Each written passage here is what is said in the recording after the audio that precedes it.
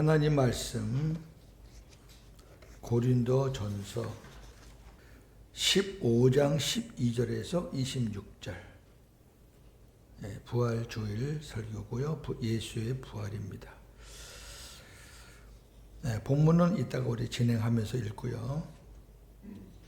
시작하기 전에 이제 한 가지 좀 에피소드라 그래야 되나 참고로 아셔야 될 것 같아서 한 가지 말씀을 드리고 시작할게요.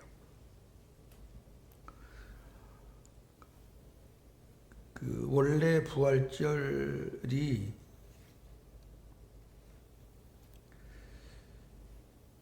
더 레저렉션 데이라고 부활이라는 이제 그런 원래 의미인데 이게 이제 천주교에서 이스터 데이라고 그렇게 해서 조금 문제가 있어요. 이스터는요, 바벨탑을 건설한 니므롯의 부인의 이름이거든요. 그래서 조금 문제가 있고요. 그 이스터를 기념하기 위해서 제단에 알을 바치던 풍습이 있었는데 이 풍습을 로마 카톨릭에서 계란으로 바꿔가지고 내려오는 역사예요. 제가 왜 자꾸 이런 말씀을 드리냐면 우리 개역 기독교는 루터에 의해서 시작된 거예요. 그 전에는 우리 개역이 없었어요. 그냥 천주교예요. 그러니까 루터가 신부를 하다가 거기서 이제 뛰쳐나왔거든요. 이거 아니다 해가지고 뛰쳐나와서 이제 개혁을 한 거예요. 그 뒤로 이제 칼빈, 조잉글 이런 분들이 쫙 이제 개혁을 했죠. 근데 교리적인 거, 이런 성경적인 거는 개혁을 했는데 오랫동안 내려왔던 풍습은 그냥 갖고 있는 게 많아요. 그래서 제가 먼저 전에 사순절을 우리 거 아니다 그랬죠. 카톨릭은 어떻게든지 고행, 하나님 믿는 사람은 쉽게 편하게 살면 안 된다는, 여러분 여기 잘 오신 거예요. 거기 가면 힘들어. 고행이야, 고행. 뭐 해야 되고 그러니까 우리가 볼 때는 천주교인들이 사회활동을 굉장히 많이 하는데 바로 그 고행의 한 가닥으로 하는 거예요. 우리랑 달라요. 걔네는 그걸 안 하면 천국에 못 간다고 가르치니까. 또 고행을 많이 하고 기도를 많이 해야지 연옥이라는 곳에 가 있는 자기 조상들이 천국으로 옮길 수 있다는, 이런 성경에도 없는 것 같고 사람들을 미혹을 하거든요. 그래서 이 사람들은 예수님의 고난은 딱 한 주간이거든요. 성경에. 그 이상 어디 있어요? 그 이상 없어요. 예수님 고난 당하기 한 주간 전까지만 해도 예수님은 활발하게 활동했어요. 근데 딱 한 주간 제자를 모아놓고 이제 다락방 강의하고 막 성찬식 하고. 근데 예수님이 죽으셨는데 우리가 한 주간 동안만 너무 좀 아쉽다, 서운하다, 좀 더 예수님께 좀 더 우리가 헌신하자. 그래가지고 만든 게 사순절이에요. 왜? 성경에서 40은 예수님이 금식한 기간, 모세가 금식한 기간, 엘리야가 금식한 기간, 40일은 금식하는 고통의 시간이거든요. 그러니까 자기들이 고통의 시간을 만들어서 한 건데 왜 그걸 우리가 따라가냐고. 아니에요. 제가 이거를 우리 목사님들 단톡방에 올려가지고 많은 분들한테 호응을 받은 거거든요. 그 다음에 부활절 계란도, 여러분 계란하고 예수님 부활하고 무슨 상관이 있어요? 아무 상관없어요. 그것도 옛날부터 내려오는 풍습이에요. 근데 풍습의 원천을 가보게 되면은 완전히 이단에서 나온 풍습이거든요. 여기 제가 설명드릴 게 많은데 그렇게 하면 아셔요. 부활절 때 계란 나누지 마시고. 아이고, 고칠 게 너무 많아요. 이거 입은 것도 사실은 이것도 천주교 풍습, 천주교에서 내려온 풍습인데 제가 1년에 딱 2번, 3번 정도만 입습니다. 왜 그런가 하니까 거룩한 예식일 때 이 가운을 입는 것은 고윤재 목사님 가려지라고, 고윤재 목사님 가려지고 그런 의미에서 입는 거예요. 그래서 종려 주일 때는 제가 검은색에 빨간 후드를 했죠. 검은 건 죄고 빨간 거는 예수님의 보혈을 상징하는 거고요. 하얀색의 하양은 예수님의 부활을 상징하는 거고, 이 파랑은 구원받은 사람들의 삶을 표현하는 거예요. 그렇게 하면 아세요. 사실은 이거 안 입고 싶은데 그런 의미에서 제가 고윤재 목사님 가리고, 지금은 또 어떤 목사들은 이 목사 가운을 막 주구장창 입어요. 근데 거기 뭐 보면 그냥 후드가요, 뭐 석사학위 후드, 박사학위 후드, 또 박사학위가 몇 개 있는 사람들 후드를 또 몇 개 걸치고 또 뭐 하는지 모르겠어요. 그런 거는 우리 하지 맙시다. 자, 시작합니다. 예수님의 부활을 부인하는 자들이 주장하는 게 몇 가지 있습니다. 첫째는 제자들이 밤에 예수님의 시체를 도적질했다. 그래서 무덤이 비어 있는 거다. 아니, 로마 군병 1개 중대가 지키고 있는데, 한 40명이 지키고 있는데 무슨 시체를 도적질을 어떻게 해요? 그리고 그 돌무덤이라 그 돌을 사람의 힘으로 움직일 수 있는 돌이 아니에요. 그 말도 안 되고. 그러니까 부인하려고 하니까 갖다 붙이는 거죠. 착각설. 예수님이 부활하셨다는 것을 여러 사람이 봤다는데 그 사람들이 그 착각한 거다. 아니면 예수님을 묻은 무덤이 다른 데 있는데 다른 데 있는 무덤을 예수님의 무덤인 줄 알고 착각해서 갔다. 이런 식으로 하는 거고요. 환상설은 예수님을 봤다고 하는 많은 사람들이 있다가 나오는데 예수님의 환상을 봤다. 기절설. 예수님이 십자가에서 죽으신 게 아니라 잠깐 기절해 있었다. 하여튼 말 같지도 않은 얘기를 하는데, 왜 그러냐면 예수님을 일단 부인하고 봐야 되니까. 안 믿으려고 하니까. 자, 예수님께서 우리가 예수 부활하셨네 하는데 예수님이 스스로 부활하셨나요? 그건 말도 안 되죠. 죽으시는데 어떻게 죽은 분이 스스로 부활해요? 그건 말도 안 되고요. 하나님이 살리셨을까요? 하나님의 영인 성령이 살리셨을까요? 그게 숙제예요. 이따가 본문에 나오니까 잘 보시고요. 자, 예수께서 부활하셨다는 증거들이 많이 있습니다. 우선 수많은 증인들이 있습니다. 예수님이 부활하신 것을 본 증인들. 게바는 베드로죠. 12제자도 보았고 500여 형제도 보았고 야고보와 모든 사도 또 보았고, 그 다음에 바울도 봤어요. 바울은 다메섹으로 가는 도상에서 부활하신 예수님 만나잖아요. 그 다음에 빈 무덤이 나와요. 빈 무덤. 성경구절은 참고하시고요. 막달라 마리아가 빈 무덤을 가봤고, 야고보 어머니 마리아도 봤고, 살로메도 다 발견했죠. 빈 무덤을 봤어요. 천사들이 증언했죠. 천사가 무덤에 찾아온 막달라 마리아에게, 또 다른 다른 마리아에게 예수께서 살아나셨다. 왜 빈 무덤에서 예수를 찾느냐.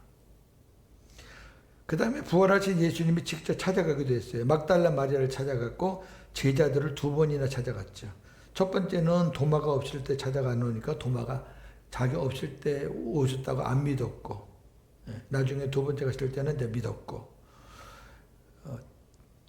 디베랴 바다에 고기 잡으러 가신 제자들에게 예수님이 나타나셨고, 뭐 이외에도 좀 더 있는데 뭐 이렇게만 봐도 예수님이 부활하셨다라는 것을 우리가 부인할 수가 없죠. 자, 그럼 이제 본론에 들어갑니다. 예수께서 죽은 자 가운데서 부활하지 않으셨다면 어떤 일이 일어날까? 고린도전서 15장 12절에서 19절 본문 읽겠습니다. 그리스도께서 죽은 자 가운데서 다시 살아나셨다 전파되었거늘 너희 중에서 어떤 사람들은 어찌하여 죽은 자 가운데서 부활이 없다 하느냐. 만일 죽은 자의 부활이 없으면 그리스도도 다시 살아나지 못하셨습니다.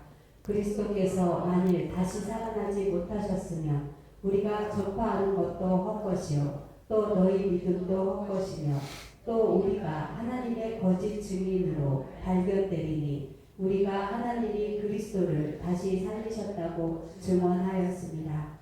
만일 죽은 자가 다시 살아나는 일이 없으면 하나님이 그리스도를 다시 살리지 아니하셨으리라.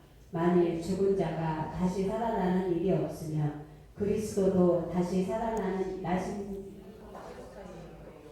그리스도께서 다시 살아나신 일이 없으면 너희의 믿음도 헛되고 너희가 여전히 죄 가운데 있을 것이요 또한 그리스도 안에서 잠자는 자도 망하였으리니 만일 그리스도 안에서 우리가 바라는 것이 다만 이 세상의 삶뿐이면 모든 사람 가운데 우리가 더욱 불쌍한 자이리라. 아멘. 7가지로 제가 정리해 드릴게요. 첫째, 하나님의 구원 계획이 수포로 돌아간다. 예수님 부활 없으면 하나님의 구원 계획은 실패죠. 부활이 꽃인데 부활이 없으면 뭐가 되겠어요? 승천이 있어요, 임마누엘이 있어요, 뭐 성령 강림이 있어요. 아무것도 없어요. 부활이 없으면. 두 번째, 예수님을 전하는 우리의 모든 전도가 헛것이에요. 부활이 없는 예수님 전하면 뭐예요? 이 땅에서 다 죽으면 끝인데. 세 번째, 신자들의 믿음도 헛거예요. 이거 바울이 다 말한 거 제가 정리하는 거예요. 신자들의 믿음도 헛거예요. 네 번째, 예수의 부활을 증거하는 모든 사람들은 거짓 증인이에요. 거짓 증인. 부활도 없는데 왜 예수님의 부활을 전해? 다섯 번째, 모든 인간은 아직까지 죄 가운데 있어요. 제가 말씀드렸죠? 십자가의 죽으심으로 우리 죄가 해결되는 거 아니에요. 오늘 본문에도 그랬잖아요. 아주 죄 가운데 있는 거예요. 목사님, 예수님이 십자가에서 다 이루었다 했는데, 다 이루었다가 무슨 우리 구원을 다 이뤘다는 말이에요? 아니에요. 하나님이 나를 이 땅에 보내주셨는데, 이 땅에서 내가 해야 할 일을 다 완성하고 갑니다. 그 말이지 무슨. 하나님의 계획이 완전히 이루어지려면, 우리 죄 문제가 완전히 깨끗하게 되려면 예수님이 부활하셔서 승천하셔서 우리의 모든 짊어진 죄를 아버지 앞에 가져가서 아버지께 탕감을 받아야지 죄에서 안 받는 거예요. 근데 부활이 없으면 끝나는 거죠 뭐. 우리의 모든 죄를 하나님 아버지 앞에 가서 탕감 받는다는 그 진리도 제가 죄송하지만 저도 복음을 깨닫고 아는 거예요. 그전에는 주구장창 십자가에서 죽으신 예수님, 그 예수님 믿으면 내 죄 사함 받고 구원받는다 그랬는데, 지금 생각해 보니까 그게 만약에 끝이라 그러면은 예수님이 부활하지 않아도 되죠. 그게 끝이면. 근데 끝이 아니니까 부활하셔야 된다니까. 저와 여러분들이 죄 사함 받고 주님 모시고 살다가 마지막 주님 강림하신 이후에 다 하나님 앞에 가서 천국 가서 사는, 거기까지 가야지 구원이 완성되는 거예요. 거기까지 가야.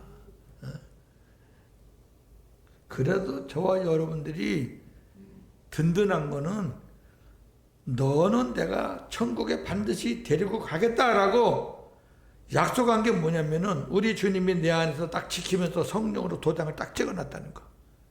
끝나는 거지 뭐. 그럼 우리가 좀 잘못하고 실수해도 우리 자녀들이 그냥 나가서 사고 쳐도 내 자식인 것처럼.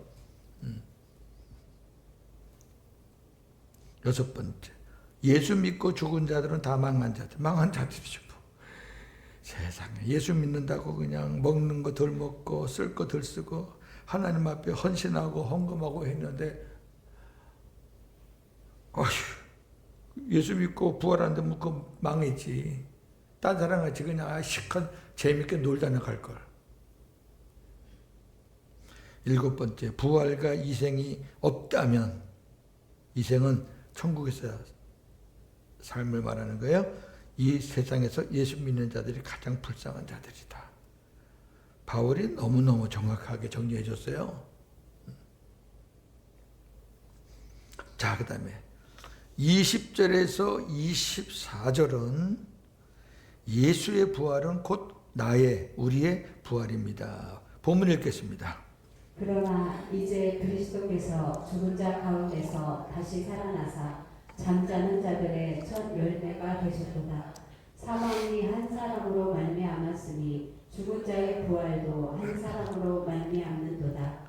아담 안에서 모든 사람이 죽은 것 같이 그리스도 안에서 모든 사람이 삶을 얻으리라. 그러나 각각 자기 차례대로 되리니 먼저는 첫 열매인 그리스도요, 다음에는 그가 강림하실 때에 그리스도에게 속한 자요, 그 후에는 마지막이니 그가 모든 통치와 모든 권세와 능력을 멸하시고 나라를 아버지 하나님께 바칠 때라. 아멘.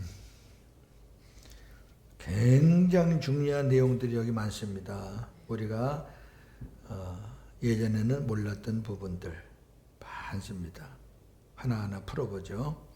첫째는 예수께서 스스로 부활하신 것이 아니다. 여기 보니까 그리스도께서 죽은 자 가운데서 다시 살아나사, 그러니까 마치 예수님이 스스로 살아난 것처럼 그렇게 이해할 수가 있는데 그렇지 않다. 자, 증거되는 말씀이 많지만 두 가지 말씀으로 증명해 보죠. 하나님이 살리신 겁니다. 어떻게 살리셨는지 사도행전 2장 24절. 하나님께서 그를 사망의 고통에서 풀어 살리셨으니 이는 그가 사망에 매여 있을 수 없었습니다. 아멘. 하나님이 살리셨죠. 하나님이.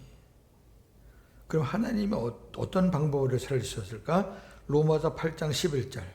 예수를 죽은 자 가운데서 살리신 이의 영이 너희 안에 거하시며 그리스도 예수를 죽은 자 가운데서 살리신 이가 너희 안에 거하시는 그의 영으로 말미암아 너희 죽을 몸도 살리시리라. 아멘. 하나님이 성령을 통해서 살리신 거죠.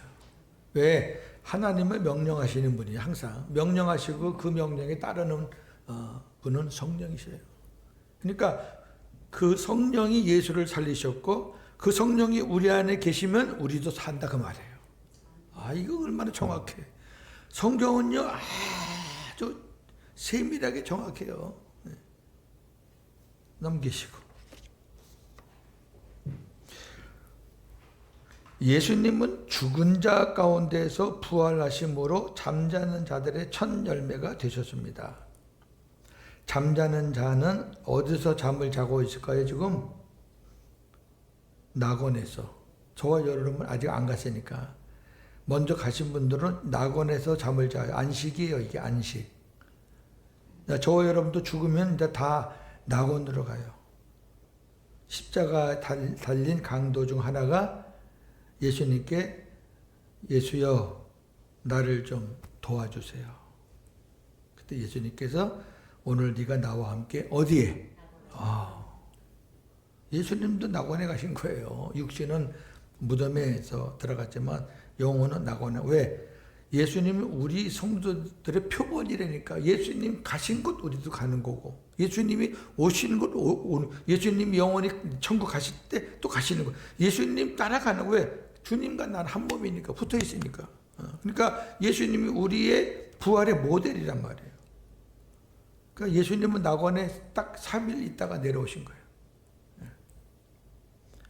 왜 그렇게 하셔야 되냐?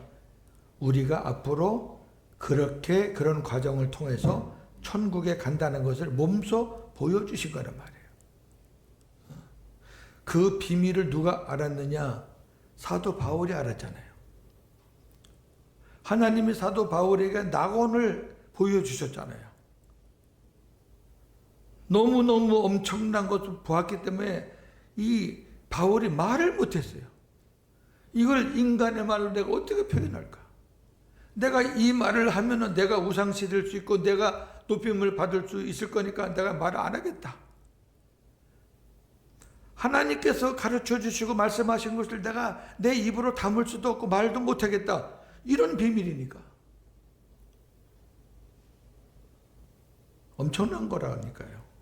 그러니까 부활신앙이란 예수님이 부활하셨다는 것을 믿는 것이 아니라 그거는 부활신앙이 아니라니까. 여러분, 우리가 책에 있는 거, 그 책에 있는 그 지식을 믿는 걸 그걸 신앙이라고 안 해요. 내 거가 돼야 내 신앙이지. 그리고 신앙이라는 거는 머리에 왔다 가다 가는 게 신앙이 아니고, 신앙이라는 건 마음에 와서 딱 정착되는 게 신앙이거든요. 예수님이 부활하셨다는 것을 믿는 그것만이 부활신앙이 아니고, 그거는 반쪽알이고요. 예수님이 부활하셨으니 예수 믿는 나도 예수님처럼 부활할 것을 믿는 게 이게 부활신앙입니다. 할렐루야. 그렇죠. 아까 말씀드렸잖아요. 아버지의 영이 예수님을 살렸듯이 그 아버지의 영이 너희 안에 거하시면 너희도 산다. 그럼 아버지의 영이 내 안에 계시려면 어떻게 되냐? 예수를 내 안에 영접해야지 아버지 영이 같이 오지. 이렇게 보시면 돼요.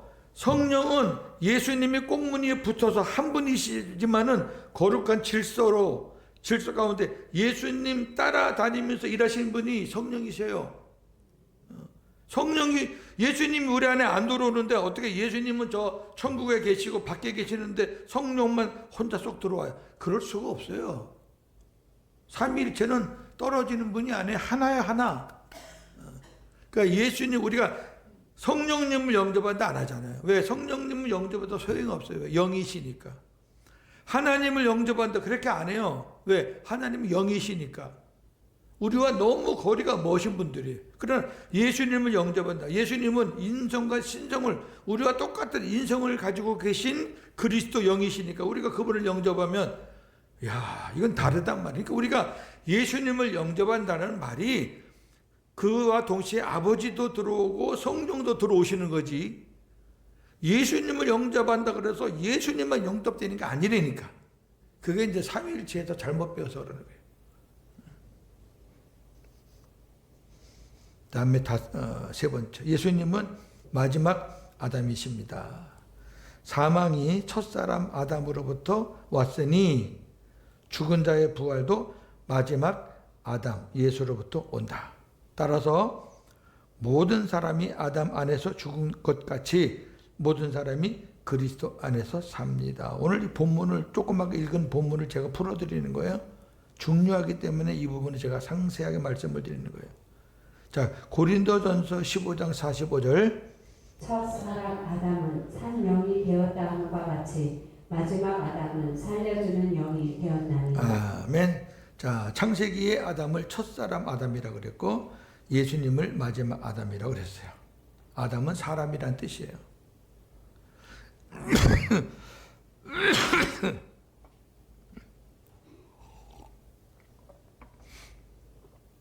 첫사람 아담은 산영, 살아있는 존재. 살아있는 존재라는 것은 하나님에 의해서 피조되어 있는데 살아있는 존재, 영원히 죽지 않는 존재로 만들었죠. 근데 타락하면서 다 그 지위를 뺏겼죠. 근데 마지막 아담은 산 영이 아니라 살려주는 영이에요. 산 영은 피조, 살려주는 영은 창조, 생명을 주는 영. 다르잖아요. 그러니까 아담만 믿으면 그냥 죽는 거예요. 다 똑같이. 죄로 인해서. 근데 살려주는 영, 예수를 모시면 사는 거예요. 예수님 안에 하나님의 생명이 있으니까. 자, 제일 중요한 네 번째. 부활은 차례대로, 순서대로 부활합니다. 오늘 본문 다시 한번 확인하고 이 말씀 드릴게요. 자, 다시 앞으로 넘겨보세요. 하나, 둘, 세 번째 줄의 제일 끝에 본문, 고린도서 15장 20절, 24절 본문의 세 번째 줄의 제일 끝에, 그러나 각각 자기 차례대로 되리니. 부활이 차례대로 돼요. 자, 다시 돌아오시고, 예수께서 잠자는 자들, 낙원에서 안식하는 성도들의 첫 열매로 부활하십니다. 예수님이 첫 열매니까 안식하는 낙원에가 있는 예수 믿는 자들은 다 부활한다는 거죠. 예. 그러니까 첫 열매지. 두 번째, 성도들의 첫째 부활은 예수께서 마지막 강림 때 이루어집니다. 예수께서 마지막 강림하실 때 하나님께서 그리스도에게 붙은 자들을 살리십니다. 첫째 부활한 자들은 첫째 천년 왕국의 영광을 누립니다. 우리 예사랑교회 성도님들은 이 말씀 많이 들었죠?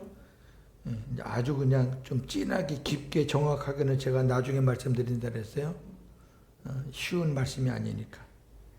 우리 목사님들한테도 적어도 한 5시간 정도는 제가 해야지 끝나는 내용이에요.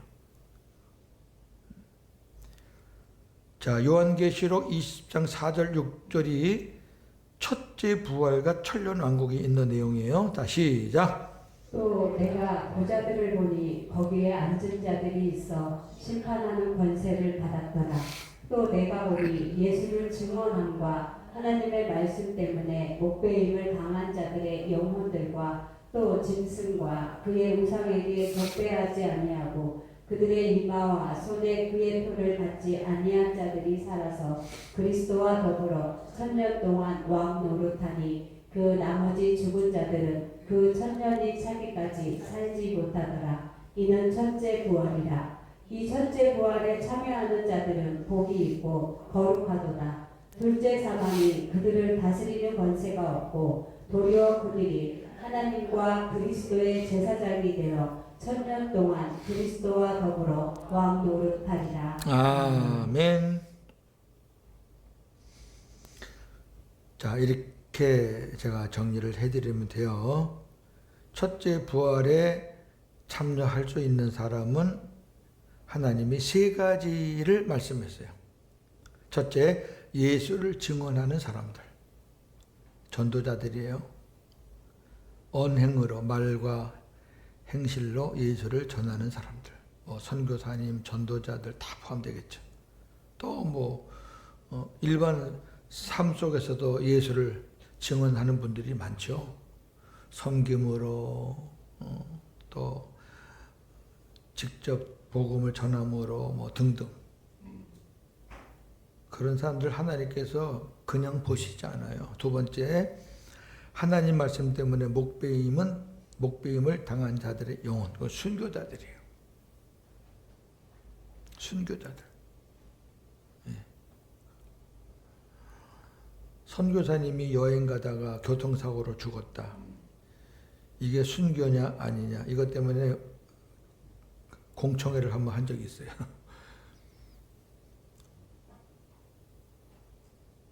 선교사님도 인간이니까 좀 쉴 때가 있죠. 늘 선교하시다가 좀 쉬겠다고 이제 요양을 하시려고 가다가 사고 났다. 그럼 저는 순교라고 봐요. 그걸 또 따지고, 아이고.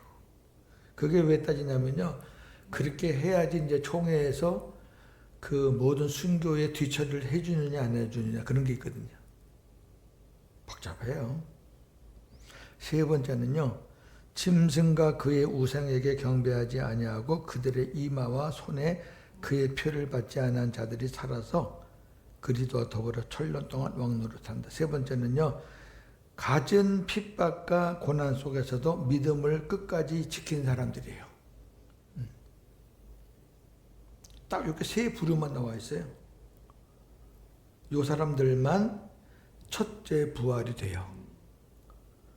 여기에 해당되지 않는 사람은 첫째 부활이 안 되고 그냥 있는 거예요.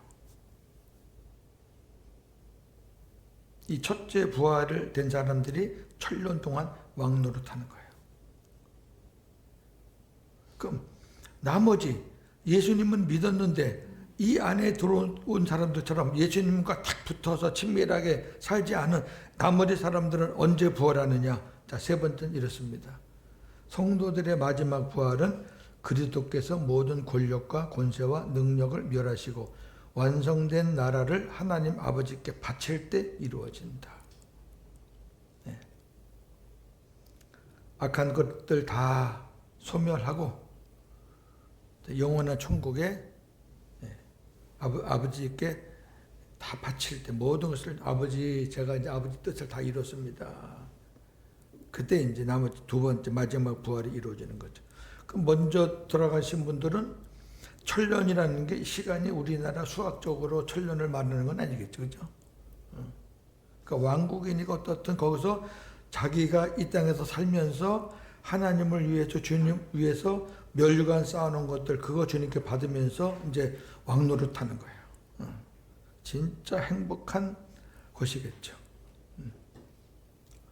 그러니까 적당히 그냥 믿어 갖고는 여기 첫째 부활에 해당되려는 생각 자체가 그건 좀 우습죠. 제가 이 첫째 부활과 천년 왕국을 이걸 깨닫고 나서 저의 생각과 삶 전 자체가 완전히 바뀌었습니다. 진짜로. 세상적인 거 별로 관심 없어요.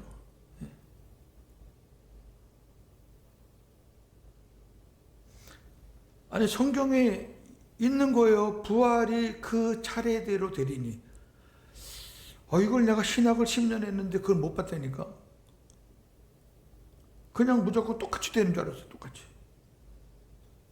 탈락되는 게 아니라 탈락되는 거 아니에요. 예수님 내 안에 계신 분들은 다 부활돼요. 근데 예수님 강림하실 때 먼저 부활하는 사람이 있다고 말이에요. 시간이 없어서 제가 데살로니가 전서 4장 5장에 보면 4장이죠. 그 말씀이 있어요. 하나님이 이 땅에 오실 때 예수님을 데리고 강림하신다.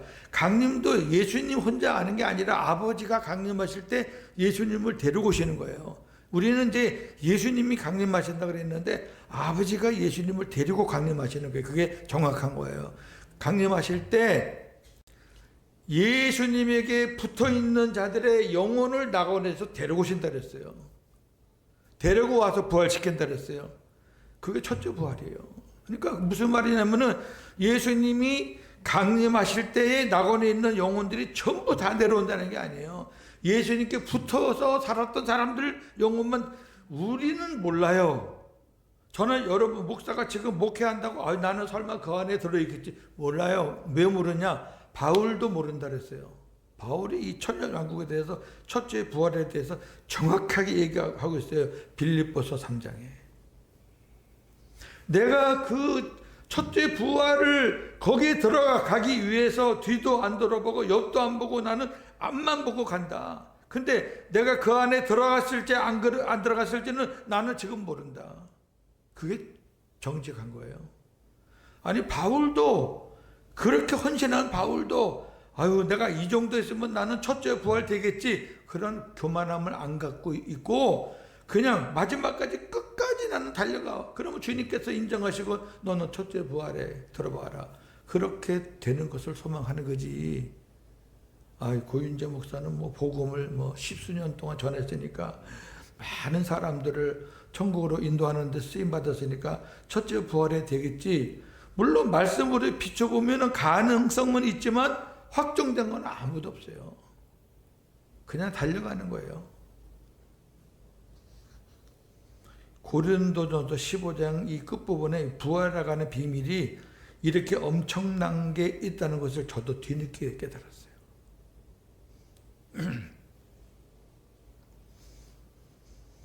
영원한 나라에 다 가지만 천년 왕국의 기쁨은 적당하게 산 사람들은 누리지는 못한다. 그래서 요한계시록 보면은 천년 왕국에서 누리는 삶이 나오고 그냥 영원한 아버지 나라에서 사는 그런 모습이 이렇게 구분돼서 나옵니다. 그걸 제가 이제 요한복음 끝나고 요한 1, 2, 3서 끝나고 그러면 하나님이 허락하시면 제가 요한계시록 한다 그랬잖아요. 제가 삼천포 중학교에서 주일 낮 예배 때 요한계시록 강의를 했어요. 젊을 때니까 용기 있게 한 거예요. 웃기지도 않게. 장로님 한 분이 목사님 2단 되려고 요한계시록 강의합니까? 그러더라고. 아니 나 요한계시록 강의해도 2단 안 돼요. 네. 목사님 자꾸 그렇게 이상한 거 하고 뭐 11조 내라고 강요하고 11조 내라고 강요하는 게 아니라 11조 설교를 왜 하냐고 11조는 율법인데 끝나지 않았냐고 뭐 이렇게 따지는 사람이 있어가지고 저랑 이제 몇 번 만나더니만 장로 옷을 벗더라고. 저 장로 안 한다고. 그 다음에 그 사람의 삶을 제가 말씀은 안 드릴게. 하나님이 그 복 주시겠어요? 네 번째, 성도들의 부활 그 이후입니다. 그가 본문입니다. 25절 26절 시작. 그가 모든 원수를 그 발 아래 둘 때까지 반드시 왕 노릇하시리니 맨 나중에 멸망받을 원수는 사망입니다. 아멘. 제가 오늘 왜 이런 설교를 부활주일마다 이런 설교를 드리냐면 예수님이 부활하셨다라는 것은 그냥 그거는 아주 100% 확실한 팩트니까 그걸 우리가 계속 되새겨야 별 의미가 없어요. 그럼 예수님이 부활하셨으니까 그럼 우리는 이제 그 부분을 갖고 우리 실험해야지. 예수님은 부활하셨습니다. 나는 지옥 갑니다. 그래요? 그건 아니잖아요. 그러니까 이제는 예수님이 부활하신 것을 거듭 목사가 거듭할 필요가 없고 앞에 서론에 예수님이 부활하셨습니다. 만고불변의 진리입니다. 어떤 것들이 방해를 해도 예수님이 부활하셨습니다. 그 다음에 그러면 우리는 그게 더 중요하다. 그게 예수님이 부활하심으로 네 가지를 정복하셨는데 죄와 율법과 사탄과 사망을 정복하셨습니다. 크루소의 성경 공부하시다 보면 신약에 들어가면 신약 3권이 신약인데 이 부분이 나와요. 예수님이 정복하신 4대 정복, 죄를 정복하셨고 율법을 정복하셨고 사탄을 정복하셨고 사망을 정복하셨어요. 마지막 끝으로 정복한 게 사망이에요. 전 여기서요 전율이 울리는 거예요. 죄를 정복했다는 거는 당연히 이해가 되죠. 우리가 죄 사함 받은. 사탄을 정복했다, 그것도 이해가 되죠. 사탄이 머리를 깨뜨렸어요, 예수님이. 사망을 정복했다. 그러니까 우리가 생명을, 영원한 생명을. 율법을 정복했다는 말에 관심이 있어요. 복음이 없는 사람들은 뭘로 살아요? 율법으로 살지. 당연하지. 양심도 율법이에요. 로마서 1장 2장에 보면은 양심도 율법이에요. 예수 안 믿는 사람의 양심은 그 율법과 동일하다 그랬어요. 그 복음이 없는 그리스도인들, 그리스도인이라고 말할 수 없지만 복음을 모르고 깨닫지 못하는 그런 목회자나 성도들은 율법으로 살 수밖에 없잖아요. 모르니까. 근데 이 율법은 예수님이 마지막 멸망시키고 정복할 것 중에 하나란 말이에요. 그 율법으로는 구원이 없다는 거지. 율법으로는 구원이 없습니다, 여러분.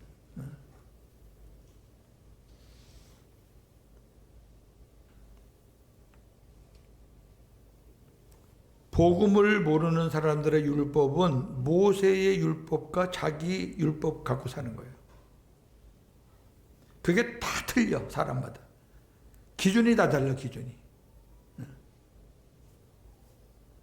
그리스도를 내 안에 모시고 그다음에 주님이 주시는 마음으로 사는 거는 그거는 그리스도의 율법으로 사는 거예요. 그거는 우리에게 상이되는 거예요. 그러니까 가장 중요한 분기점은 뭐냐? 예수님이 내 안에 계셔서 지금 살아계셔서 나와 함께 사느냐. 그게 제일 중요한 거예요. 예수님이 율법도 마지막 정복하셨다. 굉장히 의미 있는 말씀이에요. 자, 정리 적용은 여러분들이 나중에 답을 하셔요. 예수께서 부활하셨다는 증거 앞에 다 제가 기록했고, 예수께서 부활하지 않으셨다면 다 말씀드렸고, 예수의 부활은 곧 나의 부활입니다. 부활신앙이란 예수님의 부활만 믿는 게 아니라 나 고윤재도 또 우리도 부활을 부활한다라는 것을 믿는 것. 부활이 차례대로 이루어진다는 것을 믿으시나요? 그렇다면 첫째 부활과 천년왕국을 사모하고 진력해야 합니다. 진력해야 돼요. 저는 바울이 이 부분에 대해서 그렇게 겸손한 것 보고 첫째 부활과 천년왕국에 들어가는 게 쉽지 않겠다. 하나님만이 아신다. 다섯 번째, 성도들의 부활 이후에 원수들, 죄, 율법, 사탄, 사망을 심판하십니다. 느끼는 것이 없나요? 저는 율법에 딱 느껴요. 이게 멸망당하게 하는 것 중에 한 요소인데 복음을 모르면 이게 진리인 줄 알고 여기 매달려서 목매는 목회자들, 신자들 너무너무 많아요. 한 주간도 복음으로 승리하시는 저와 여러분 되기를 주의 이름으로 축원합니다. 하나님 아버지 고맙습니다. 오늘 주신 말씀 잘 기억하고 오늘 성찬 예식, 유아 세례 예식 하나님의 은혜 가운데 잘 마치고 또 예수님 부활하신 것 우리도 부활할 것 이 말씀 함께 나누었습니다. 우리 사랑하는 성도들 마음 심령에 깊이 자리 잡아서 늘 이 복음의 신앙으로 부활의 신앙으로 승리하는 우리 삶이 되게 하시고 첫째 부활과 천년 왕국의 소망을 두고 우리가 열심히 최선을 다해서 믿음으로 진력하게 하옵소서. 예수님의 이름으로 기도합니다.